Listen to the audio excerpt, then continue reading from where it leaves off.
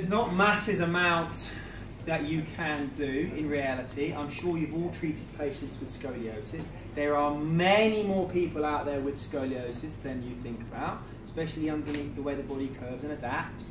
I've treated patients with very large scoliotic changes through their spine, but to the point where you wouldn't notice unless they took their shirts off. Okay, so the body adapts. It's an amazing ability. Now, there are thought processes. One side is stretched, one side is short. Do you loosen that and tighten that? Do you work on that side and work on that side? You can have evidence and support for both sides of the camp. Whether you sit on one side and you stretch it, or you sit on one side and you strengthen it. Whether you believe you can exercise your way out of it. Whether you believe you can manipulate your way out of it. Or if in doubt, Harrington Rod it.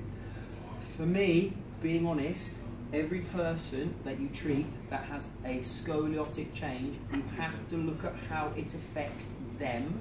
You have to look at the functionality of their body. And for me, I would be looking at not just treating one side, but I'm treating everything. I'm looking at rib mechanics. I'm looking at how the scapulars are moving. I'm looking at how the biomechanics of the thoracic spine. I'm looking at trying to improve their quality and quantity of movement, even if it's in a fraction of an improvement, something that will help them compared to what they're going through at the moment. I would not be too dogmatic, because what you read in the textbook saying you have to do it this way and that way doesn't always equate to what's on the couch. So I would say, look, keep an open mind. If someone comes in with scoliosis, see how it's affected them, see what results they've had, see what works for them, and then I would adapt it. But for me, I tend to work bilaterally.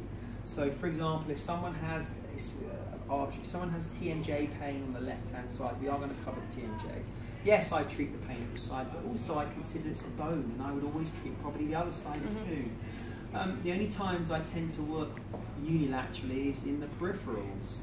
The shoulder, yeah, is in the peripherals. But then even then, if I'm working on someone with a biomechanical issue in the foot, I know there's an antalgic gait and there's an opposite loading factor. So for me, I tend to normally work in a bilateral movement. It's how I am. But you could do also bilaterally, but let's say more extension, side flexion, and the other one maybe more. If they can get into the position that isn't causing the pain. Yeah. What I will say is, guys, is you are the expert in the room. You are the expert in the room, which means when that patient sits there, you are the one that has to decide what technique is appropriate for them. And this is why I say you have to have a thought process as to what you're doing. It can't be just rubbing it for the sake of it. Otherwise, that's not treatment, that's just inappropriate touching. So you are the one that's going to decide whether it's extension, rotation, side bending. You're the one that's going to decide the correct protocols that you're going to follow. What I would say is, don't be dogmatic. Don't open the book and say to the patient, right, this is exactly what we're following. By week 2, you are going to be 33.4% improved. By week 5, I'm having you squatting. Because it doesn't always work like that, I'm afraid. Have the flexibility that you can change what you're doing if you need to. Because as I always say, I can have 2 people present with exactly the same condition. I can do exactly the same treatment. One person will benefit, one person won't. And I will sit there going, hold on a minute, why is that different? What's going on? Is it a nutritional factor? Is there deficiency in that? What's their lifestyle like? What's the stress levels like? What's going on here, there, and everything? So have the flexibility that you can adapt and change as you need to. All right?